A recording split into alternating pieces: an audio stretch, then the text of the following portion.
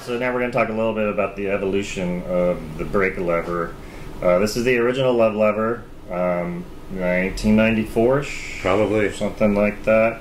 The blade part, we had this made by a shop that had the fancy new CNC machines. We were still making everything by hand on 5 or 6 manual milling machines and lathes, but this part was completely made by hand. It just a bunch of guys on drill presses and milling machines doing. It was insane, but we made it through, and then we got a CNC lathe, and we discovered that this is the wave of the future, which a lot of other people had discovered 20 years earlier. So, and then Jim pretty much took it over from there, and he's a fantastic programmer.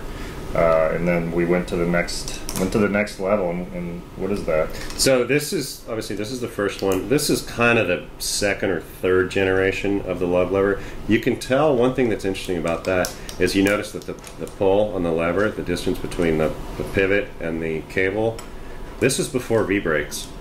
So cantilever brakes pull less cable than the V-brakes. So this is kind of the first version of the love lever. It's LPZ. And that's got a longer pull from the pivot to there, and so this works with V-brakes. The pivot's a little bit different.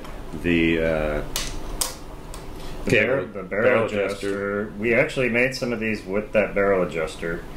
Yeah, this is probably. And we invested in an extrusion, and we had the fun barrel adjusters. But yeah, so this is a more recent version of the love lever. And this right here is the latest version.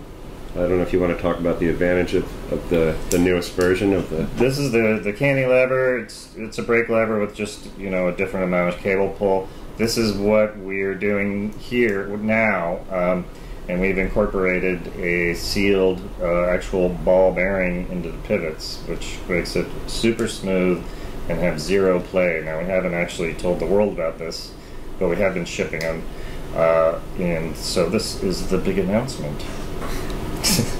And then one thing that happens every time we change a design, all the tooling that was for the old part usually goes out the window, and Jim will have to make all new tools. So this is the old version of the cantilever, and this is the new version, and they're not a whole lot different, but there's enough changes to where I can incorporate that little cartridge bearing that I have to make.